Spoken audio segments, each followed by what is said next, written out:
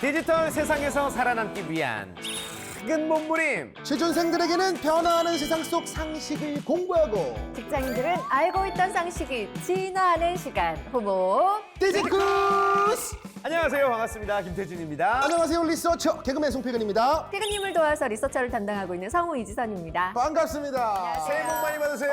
해피 뉴 이어. 새해 복 많이 해피 뉴 받으세요. 나이 먹기 싫어. 이미 먹어버렸지. 이미 먹어버렸지. 사땡이야, 사땡.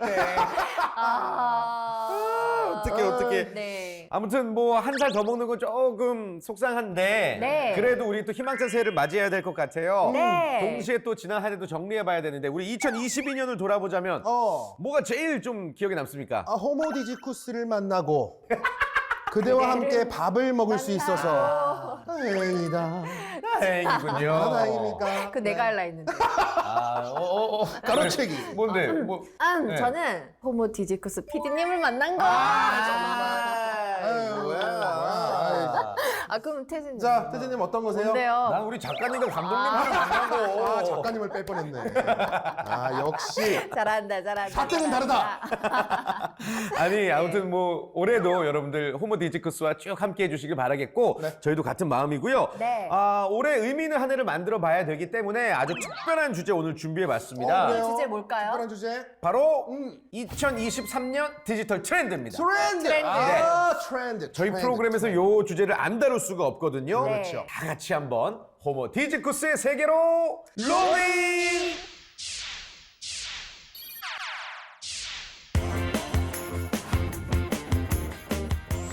자, 새해 첫 손님이십니다. 오늘 호모 디지쿠스를 찾아주신 이번 주 게스트 디지털 트렌드 2023의 저자 김지혜 대전 MBC 기자님이십니다. 안녕하세요. 반갑습니다.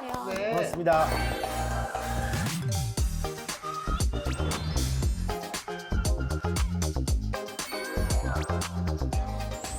목 컨디션이 좀 안 좋으시다고요, 오늘? 제가 하필 감기에 걸려서 아이고. 지금 목소리가 좋지 않은데 예. 그래도 최선을 다해보겠습니다. 네, 또 새해 초부터 아프셨기 때문에 뭐라 그러지 그거? 액땜이요. 액땜도 몰라. 괜찮아요. 저희가 이 정도 수준이거든요. 네네. 일단 수준을 알려드렸습니다. 예, 좋습니다. 자, 어떻게 보면 좀 익숙지 않은 스튜디오이실 수도 있는데 저희 호모 디지쿠스를 방문하신 소감부터 한번 여쭤보겠습니다. 영상으로만 보다가 실제로 와보니까 좀 그러니까 신기해하고요. 네. 네, 초대해 주셔서 너무 감사합니다. 감사합니다. 저희가 호모 디지쿠스로 정말 많은 지식들을 쌓아왔거든요. 네, 이제 2023년이 됐는데 새로운 디지털 트렌드를 저희에게 알려주신다고요. 네, 제가 이번에 디지털 트렌드 2023이라는 책을 쓰게 돼서 트렌드들을 좀 취재 현장에서 알게 된 것들, 들은 것들을 오늘 좀 말씀드리려고 하고요. 또 지금이 굉장히 포스트 코로나에다가 또 환율 급등에다가 뭐 유가나 곡물 급등까지 유례없는 상황이 된 상황에서 지금 기업들에서 굉장히 디지털 전환에 사활을 걸고 있습니다. 오늘 말씀드리는 것들이 디지털 전환을 준비 중인 기업들이나 종사자분들에게 조금이나마 도움이 됐으면 좋겠습니다. 기대가 됩니다. 네. 그리고 또 저희가 배워봐서 알지만 네. 이제는 뭐 정말 사회 곳곳에 디지털 기술이 없는 곳이 없어요. 맞아요. 예. 정말 여러 곳곳에 침투해 있는데 이 디지털 기술이 현대 사회를 어떻게 변화시키고 있다고 보세요, 기자님? 좀 쉽게 생각을 해보면 네. 코로나 다들 걸리셨는지 모르겠는데요. 네네. 사실 밀접 접촉자만 됐어도 우리가 방 안에서 생활을 했었어야 됐잖아요. 맞아요. 그래 본 적이 없었는데 근데 근데 그럼에도 사실 별 큰 무리 없이 다 지내셨을 것 같아요. 그러니까 뭐 제가 직장인이니까 직장인의 삶으로 예를 들어보면 아침에 일어나서 이제 줌이나 이런 플랫폼을 통해서 회의를 하고요. 그 다음에 또 밥을 먹으면서 우리 OTT를 통해서 오징어 게임 같은 재밌는 콘텐츠들을 보고 약을 또 처방받아야 되니까 네. 병원에 가야 되지만 이제 비대면 진료가 한시적으로 허용이 맞아요. 돼서 그것들을 또 하고 이런 하루의 일상을 그냥 방 안에서 할 수 있게 됐다. 이게 결국에 디지털 기술로 인해서 모두 가능해진 일이다. 이렇게 보시면 될 것 같습니다. 자, 그러면 오늘은요, 일단 2023년의 디지털 트렌드를 전망을 하면서 동시에 지난 한 해를 한번 정리를 해보는 시간 가져보겠습니다. 2022년 디지털 트렌드, 총체적으로 간단히 정리해보자면 어떻게 표현하고 싶으신가요? 디지털 기술이라는 것들을 이제 기업들이 실질적으로 좀 받아들여서 활용해서 관련된 서비스들을 내놓는 한 해가 됐던 것 같아요. 2022년도에는. 그게 가능했던 이유는 2022년도에 법제도가 생겨서이기 때문인데 데이터 3법이라는 것이 생겨서 통과가 돼서 그것들을 활용한 서비스들, 디지털 서비스들이 많이 출시가 됐고 일상생활에서 많이 느껴봤던 것 같아요. 사용을 해봤던 것 같아요. 맞습니다. 자, 그럼 요쯤에서 배달 어플에 수많은 리뷰를 남긴 사람으로서 2022년 디지털 트렌드 리뷰 한번 해보도록 하겠습니다. 네. 좋습니다. 2022년 디지털 트렌드 리뷰. 첫 번째, 인공지능. AI 기술의 비약적인 발전이 이루어졌죠. AI 기술은 얼굴 인식, 자율주행, 반려 로봇은 물론이고요. 예술과 창작의 영역까지 파고들고 있습니다. 맞습니다. 저희 배웠었죠. 네, 그렇죠. 그리고 두 번째, 메타노믹스. 2021년에 가장 핫한 테마가 바로 메타버스였다면 2022년에는 한 단계 더 나아가서 메타버스가 하나의 경제 시스템으로 자리 잡고 있습니다. 그리고 세 번째가 바로 빅데이터입니다. 네. 기업들의 마케팅 수단으로서뿐만 아니라 재난에 대비하고 네. 또 ESG 활동까지 다양한 분야에 활용이 되고 있습니다. 그리고 네 번째, 키오스크죠. 비대면 시대, 공공장소를 넘어서 일상 곳곳에 설치가 되어 있고요. 종류도 다양해진 한편 디지털 취약계층을 위한 키오스크 체험존도 곳곳에 마련이 되어 있습니다. 맞습니다. 진짜 재작년에는 이 정도까지도 아니었다는 맞아요. 생각이 들거든요. 네. 그래서 저희가 이제 방송에서 다뤘던 내용들 위주로 한번 정리를 해주셨는데 특히나 처음 말씀해 주셨던 인공지능 같은 경우 진짜 비약적인 발전이었다고 할 수 있겠죠. 좀 쉬운 예를 들어보면 네. 2022년 8월에 네. AI 시집이 발표가 됐었어요. 시집 맞아요. 네. 저희도 다뤘었죠. 네, 다뤘었어요. 알고 계시죠? 네, 네, 네. 우리가 사실 예술이나 창작 분야는 사람의 고유의 영역으로만 생각을 해왔잖아요. 맞아요. 그렇죠. 네. 어찌 보면 이제 마지노선이 좀 무너진 느낌도 좀 들고 있는데 특히 인공지능이라는 기술은 굉장히 발전이 빠르고 혁신이 빠른 기술로 불립니다. 그래서 2022년도에 지능정보산업협회라는 곳에서 인공지능 관련 스타트업 100개를 선정하는 것들이 있어요. 그래서 그 100개 기업들을 좀 살펴보면 이미지나 영상 인공지능 기술을 기술 개발을 하고 있는 업체들이 두각을 나타내고 있더라고요. 근데 이미지나 영상 인공지능 기술은 어디에 쓰이냐면 자율주행차에 씁니다. 자율주행. 네, 자율주행차 잘 아시겠는데 그 자율주행차 인공지능 기술을 위해서 이제 여러 기업들이 뛰어든 상태예요. 그래서 그것들이 발전이 되어 가고 있고 지금 투자 시장이 사실 굉장히 벤처 겨울이라고 불리고 있어요. 아, 그래요? 네, 투자가 약간 경색되고 경기가 안 좋다 보니까 벤처 겨울로 불리고 있지만 인공지능 기술들에 대한 기업들의 투자는 굉장히 뭉칫돈이 아직도 몰리고 있다. 이렇게 보시면 될 것 같습니다. 예. 저희가 호모 디지쿠스에서 메타버스도 정말 많이 다뤘었잖아요. 맞아요. 그런데 2021년에는 아주 이 메타버스가 핫한 감자였다고요. 차세대 인터넷을 주도할 플랫폼으로 우리가 메타버스를 네. 맞아요. 인식을 하고 있잖아요. 그렇죠. 네. 근데 좀 쉽게 생각을 해보면 메타버스가 어떤 거라고 생각을 하세요? 많이 공부들을 하셨으니까. 메타버스 뭐 모일 수 있는 공간이죠. 뭐 또 하나의 우리 세상? 가상이지만 이제 현실 세계처럼 꾸며진 맞습니다. 네네네. 네네. 정확하게 맞는데 연예계에도 계시고 하시니까 이 메타버스가 지금까지 발전된 것들은 엔터테인먼트나 그런 예술의 영역에 조금 더 활발하게 지금까지는 됐었던 것 같아요. 예를 들어서 뭐 내가 좋아하는 BTS를 보고 싶다 하면 메타버스라는 가상의 공간에 들어가서 맞아요. 콘서트를 즐기기도 하고 네. 또 팬사인회를 예전에는 막 줄을 서서 기다리고 이랬었잖아요. 그쵸. 이제 그럴 필요 없이 메타버스라는 공간에 들어가서 가수, 내가 좋아하는 연예인을 만나볼 수 있는 거고 네. 또 글로벌한 이제 브랜드들 있죠. 구찌라든가 아디다스라든가 이런 명품 브랜드들도 이 메타버스를 통해서 자사의 상품들을 홍보하거나 맞아요. 아니면 판매까지 하는 그런 상황이 되고 있거든요. 네. 그래서 메타버스라는 게 이제 우리의 현실 공간과 또 다른 가상 공간을 넘어서서 현실과 가상을 연결시키는 하나의 경제 생태계를 이루어가고 있는 상황인 것 같습니다. 그러면은 이제 빅데이터에 대한 질문 좀 네, 드리고 네, 싶은데 빅데이터 같은 경우에는 진짜 그 용도가 정말 무궁무진한 것 같아요. 그러게요. 네. 이 빅보다 더 큰 단어를 넣어야 될 것 같다는 생각도 들어요. 메가. 그 빅데이터라는 거 21세기 원유라고도 사실 표현을 하잖아요. 원유? 네, 오. 그 사실 데이터는 빅으로 쌓일수록 많아질수록 더 좋은 거거든요. 그래서 이것들을 이제 각국에서 또는 각 기업에서 이 빅데이터들을 많이 확보를 하려고 굉장히 노력을 하고 있어요. 근데 네. 우리의 생활에서 좀 빅데이터들에 대한 체감을 비견 예를 들어 보면 차를 타고 이동하거나 이러면 우리의 지금 이동 경로나 이런 것들이 다 데이터가 쌓이고 있습니다. 그렇죠. 그렇죠. 그리고 우리가 카드로 뭘 사거나 네. 어딜 방문하거나 네. 이런 것들이 다 기록이 남잖아요. 그러니까 예전에는 사실 나의 일과를 한번 저녁에 내가 기록을 했었지만 지금은 이제 핸드폰에 사실 모든 저의 이동 경로나 저의 그렇죠. 데이터들이 다 쌓여 있거든요. 네, 네. 그래서 뭐 예를 들면 우리 내 몸에 대한 뭐 여러 정보들 그리고 먹는 약이라던가 이런 모든 뭐 헬스에 관련된 모든 정보들이 데이터에 있어서 내 핸드폰으로 내가 어떤 운동을 해야 되고 어떤 것들이 부족하고 어떤 것들을 먹어야 하는지 사실 식단 관리까지 해주는 앱이나 이런 다양한 서비스들이 많거든요. 어찌 보면 이 모바일에 내 손 안에 이런 나의 비서들이 있다. 네. 다 빅데이터를 통해서 가능해진 거다. 이렇게 보시면 좀 이해가 쉬우실 것 같습니다. 그렇군요. 그렇다면 이제 빅데이터의 역할과 중요성 올해도 더 커진다고 봐야 되겠죠? 빅데이터라는 게 이제 어느 정도 중요하냐면 네. 지금 반도체나 뭐 전기차 배터리 이런 네. 게 사실 세계 여러 나라들의 약간 패권 전쟁처럼 굉장히 중요한 화두로 맞아요. 예, 네. 부상을 하고 있어요. 네. 이게 단지 처음에는 그냥 경제에서의 하나의 이슈였다면 지금은 정치 이슈로까지 번지는 양상인데 네. 앞으로는 이 빅데이터를 독점하기 위한 또 하나의 패권 전쟁이 일어날 수 있다. 이 정도로 업권에서는 보고 있거든요. 예. 근데 다만 이제 빅데이터가 무조건 쌓여서 뭐 모아만 놨다고 중요한 거는 아니에요. 네. 그게 어느 정도로 양질의 데이터를 제대로 분석하느냐가 중요한데 뭐 갈비지 인 갈비지 아웃이라는 말도 있는데 네. 그럼 갈비찜이요? 아 먹고 싶네요. 네. 배고파는데 갈비찜 아웃 그래가지고. 영어인데 한국말로 하면 우리말로 하면 쓰레기? 그렇죠. 오. 쓰레기가 들어오면 사실 쓰레기가 나온다. 결과물도 쓰레기다 뭐 이런 좀 무서운 얘기인데 이게 데이터 네. 쪽에서 많이 하는 얘기예요.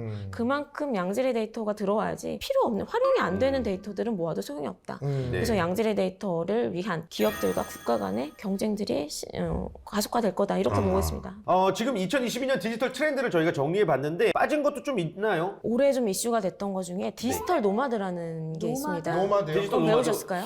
들어봤는데? 배웠는데? 뭐지? 뭐였더라? 그 노마드라는 게 이제 유목민이라는 말인데 그죠? 여기저기 이렇게 간다 왔다 갔다. 맞습니다. 그 디지털 기기 디바이스들을 들고 네. 어디 가서든 일할 수 있기 때문에 네, 노마드라는 네. 얘기를 맞아요, 붙인 맞아요. 거예요. 그래서 뭐 제주도에 가서도 사실 맞아. 일을 하고 재택근무를 하고 편한 공간에서 이게 결국엔 코로나 때문에 발생된 그렇죠. 것들이었는데 네. 문제는 이제 우리가 위드 코로나, 포스트 코로나가 되면서 네. 이거에 대해 제동을 걸기 시작을 했어요. 애플이라던가 구글은 이제 재택근무를 자유로 하다가 올해부터 2022년부터는 주 3회 근무로 갑자기 이제 정책을 바꿨고 테슬라 CEO는 아예 그냥 금지를 시켰어요. 그래서 그거에 이제 뭐 발끈한 개발자들이 뭐 이탈을 하고 뭐 이런 예. 이슈들도 많이 나왔는데 이 디지털 노마드에 대한 건 사실 글로벌한 문제만은 아니에요. 우리나라에서도 여러 기업들이 사실 재택근무를 코로나 기간 동안 굉장히 많이 했기 때문에 네. 이 이슈는 이제 계속 끌고 갈 이슈인데 이 디지털 노마드들을 어떻게 해결할 것인가에 대한 기업들의 고민이 계속 2022년도에 이어졌었고 그거에 대한 해법들을 뭐 여러 가지로 찾고 있는데 제 생각에는 디지털 노마드가 한번 도입된 이상 이것들을 이제 아예 없애고 가기는 어렵고 네 이들을 포용을 해서 기업의 효율성 또 그 개인의 노동 가치를 올릴 수 있는 방법들을 찾아가는 게 중요할 것 같고요. 네. 지난 한 해를 한번 정리를 해봤습니다. 네, 네. 그러면 예. 2023년 올해 어떤 디지털 트렌드가 있는지 한번 알아봐야겠죠? 그렇습니다. 제가 한번 준비해 왔습니다. 네. 들어보시죠. 2023년 디지털 트렌드 전망입니다. 첫 번째, 마이데이터입니다. 은행, 카드, 보험사 등 흩어진 개인 신용 정보를 한눈에 보여주고 금융상품을 추천하는 사업인데요. 저도 몇 개 가입해놨거든요. 네, 마이데이터. 네. 예. 두 번째는 슈퍼 앱입니다. 애플리케이션 하나로 메시지, 예약, 쇼핑, 금융 등 다양한 서비스를 이용할 수 있는 애플리케이션을 말합니다. 우리나라에는 당근마켓 그리고 토스가 큰 토스. 영역을 차지하고 있는데요. 네이버와 카카오도 경쟁이 치열하다고 해요.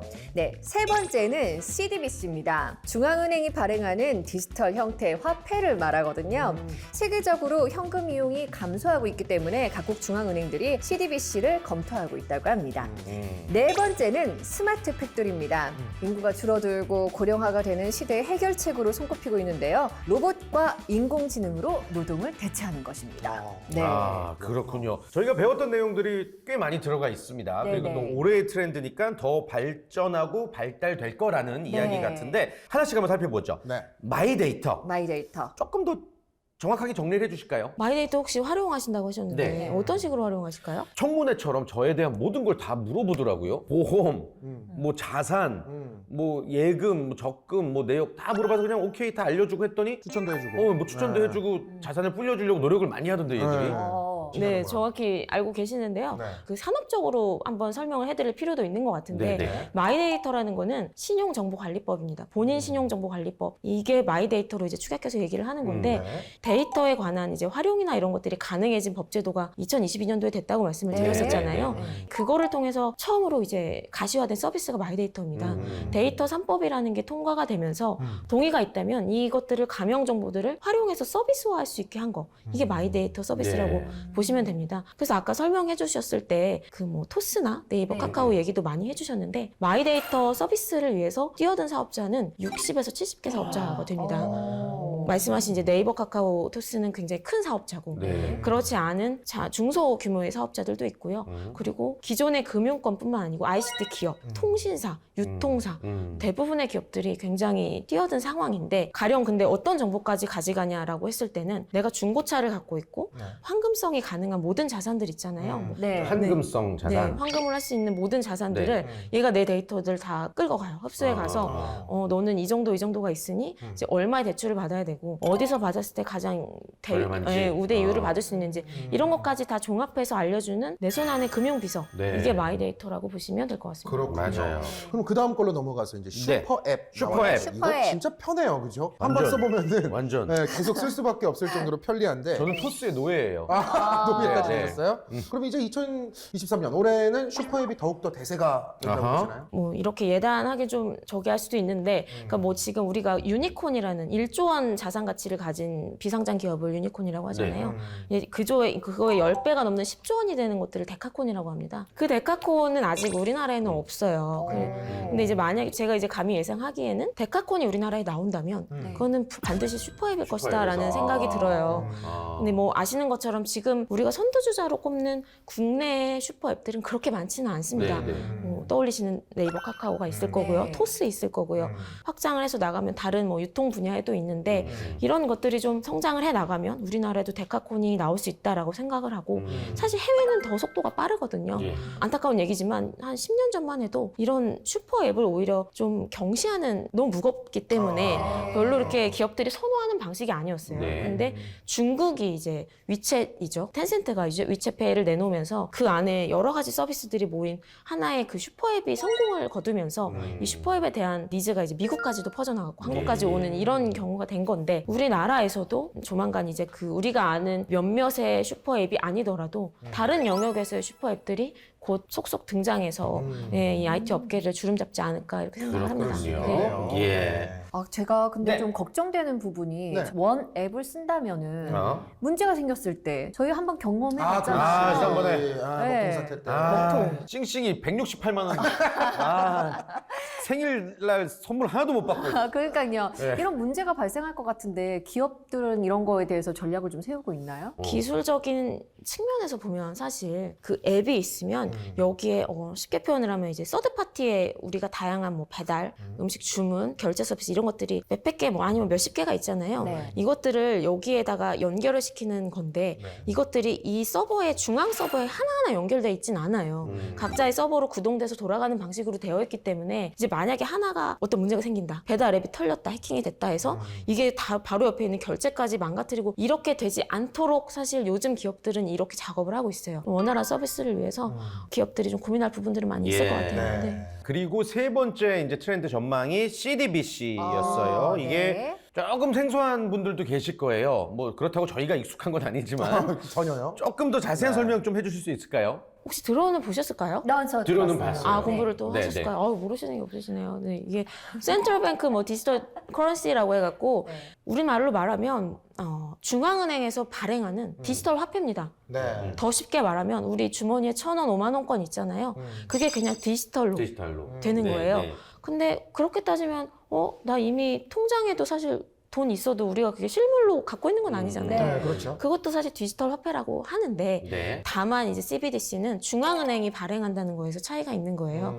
중앙은행이 발행한다는 의미는 1,000원이라는 건 디지털 화폐랑 똑같은 가치를 갖는 거예요. 중앙은행이 발권한다는 점이 같기 때문에 안정성이 확보가 되어 있는 거죠.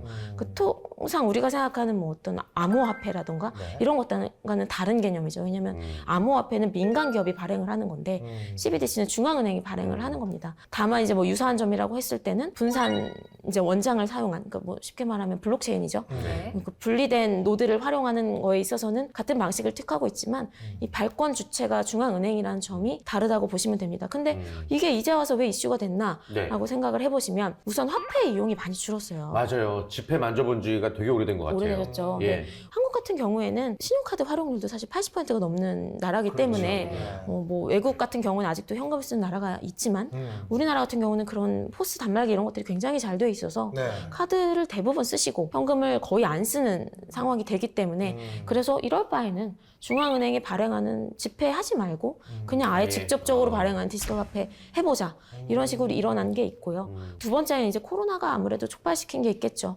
그 화폐를 안 쓰는 거는 원래 가속화되고 있었지만 코로나라는 것 때문에 비대면화가 더 되면서 그러니까 화폐에 대한 이용률이 더 현저히 떨어졌거든요. 그래서 이런 것들이 복합적으로 CBDC에 대한 좀 니즈가 더 커진 게 아닌가 생각이 듭니다. 그 제가 듣기로는 한국은행도 CBDC를 준비 중이라고 제가 들었습니다. 네, 지금 2차 모의 시험을 끝낸 상태고 그리고 2022년도에 이거에 대한 실증 실험을 끝낸 다음에 네. 2023년도에 실제로 우리나라에서 이 CBDC를 활용한 디지털 화폐를 중앙은행이 발행을 할지 말지를 결정을 한다고 합니다. 그래서 올해 결정을 하는 거군요. 네, 올해 결정을 하게 되는 건데 지금 이 발행에 있어서 같이 연구하는 연구단에 민간 기업들도 많이 들어가 있어요. 네. 그래서 약간의 홍보성이랄까요? 그러니까 뭐 당연히 기술력이 필요했겠지만 이 민간 기업들과의 협업을 한다는 것 자체가 중앙은행은 굉장히 보수적인 곳인데 이 기술력을 받아들이는 거에 오픈 마인드고 그리고 이걸 대내외적인 국민들에게 홍보하려는 의도도 있었다고 봐요. 예. 그래서 이거에 대한 이제 국민들의 사실 생각도 중요하잖아요. CBDC라는 것에 대해서 종합적으로 판단을 해서 2023년도에 정말 될지를 결정하는 건데 우선은 선진국 중에서도 이렇게 지금 발행을 확 결정하고 이러는 곳이 아직 있지는 않아요. 모의 실험을 하거나 아니면 중국 같은 경우에는 올림픽 때 시범적으로 디지털 위안화를 도입을 해서 일부 구역에서 활용하고 뭐 이렇게 했는데 우리나라도 이제 다른 나라들과의 속도를 맞춰서 이런 계획들을 짜가지 않을까 이런 생각이 듭니다. 네. 이러다 보면은 나중에 우리 아이들이 엄마, 아빠 옛날에는 이거를 진짜 종이로 가지고 다녔대. 그러니까요. 뭐 이런 얘기도 나오겠네요. 실제로 이 돈을 주고 받았대. 우리 요즘 친구들, 어린 친구들은 그 5,000원 국권이나 이런 거 아주 상상도 못하는 것처럼. 박물관에 있는 건 줄 네. 알더라고요. 그러니까 그런 거랑 비슷한 상황이 벌어질 수도 그러니까 있겠다. 말이에요. 라는 생각이 듭니다. 네. 다음은 좀 그 스마트 팩토리 질문 좀 스마트 드리려고 팩토리. 하는데 네. 저희도 유통혁명이라는 주제로 예전에 한번 다뤘던 주제입니다. 2023년에 스마트 팩토리가 더 주목받는 이유는 아하. 뭘까요, 기자님? 스마트 팩토리라는 거는 우리가 공장 자동화랑 조금 헷갈리는 부분도 있는 것 같아요. 공장 자동화라는 거는 그야말로 자동화입니다. 공장에서 우리가 자동으로 내가 하지 않아도 물건이 착착착 나오는 그런 것들을 자동화라고 하는데 스마트 팩토리는 그거보다 좀 진일보한 개념이에요. 그러니까 인공지능이나 사물 인터넷 같은 4차 산업혁명 기술들이 많이 들어가 있거든요. 만약에 공장에서 자동화를 시켜서 상품을 생산해낸다, 생수병을 우리가 생산해낸다 했을 때 저기에 뭔가 이물질이 들어갔어요. 그러면 공장 자동화가 된 곳들은 그 이물질이 들어간 게 모든 생수가 다 나온 다음에서야 발견할 수 있어요. 탁하거나 찌그러져 있거나 이런 것들을 육안으로 보고 다 나온 다음에서야 그거를 확인할 수 있는데 스마트 팩토리는 스마트 센서가 이거를 하나 만들고 나서 인지를 하는 거죠. 뭐가 잘못됐네? 그러면 인간이 가서 그 입력값을 입력하지 않아도 뭐가 잘못됐는지를 스스로 고쳐서 제대로 된 상품을 출고하게끔 하는 게 그게 이제 스마트 팩토리라고 쉽게 이해를 하시면 될 것 같아요. 근데 2023년도에 이 스마트 팩토리가 왜 이슈가 될 것이냐라고 생각했을 때는 약간 현 소비 세태와도 좀 맞닿아 있는 것 같아요. 이제 요즘 미닝 아웃이라고도 하잖아요. 요즘 젊은 세대는 자기가 가치가 있다고 생각하는 것들에 소비를 하고 또 SNS를 통해서 그것들을 널리 알려주고 착한 기업이라고 하죠. 그런 곳에는 돈줄을 내주기도 하고요. 그런 것들이 굉장히 의미 부여를 하고 가치를 느끼는 게 요즘 젊은 세대들인데 그러다 보니까 좀 더 개인화되고 나만을 위한 커스터마이즈 된 것들을 원하는 소비 행태로 가고 있잖아요. 그러려다 보면 당연히 스마트 팩토리는 대세이자 받아들여야 하는 숙명 같은 그 제조업계에서는 그런 거라고 생각을 하고 있습니다. 네.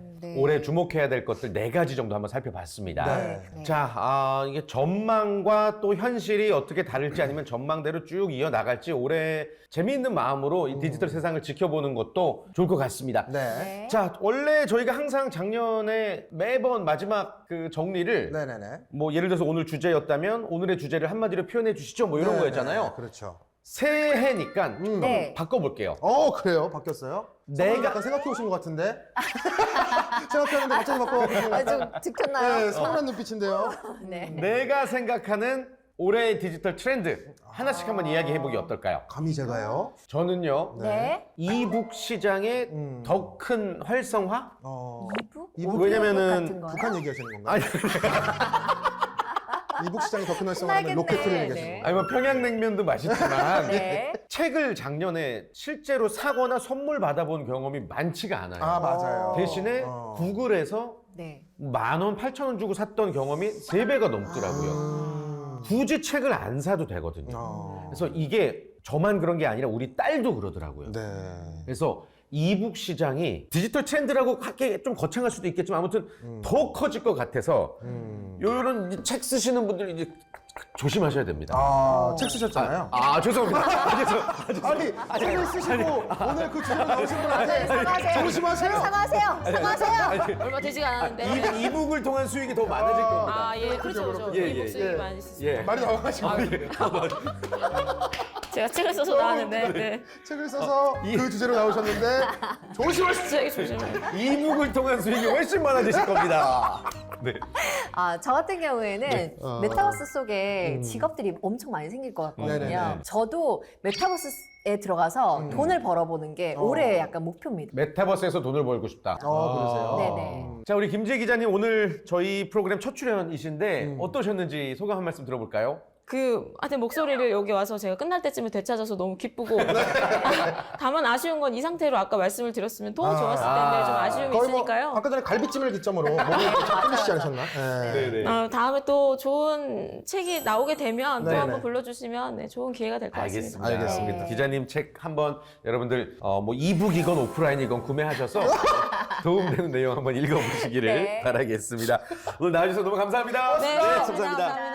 자, 뭐니 해도 우리 시청자 여러분 새해 복 많이 받으시고요. 올 한해도 저희와 함께 디지털에 대한 다양한 지식과 정보 많이 쌓아가셨으면 좋겠습니다. 저희도 열심히 노력하도록 하겠습니다. 네. 다음 주에 인사드리겠습니다. 여러분 고맙습니다. 안녕.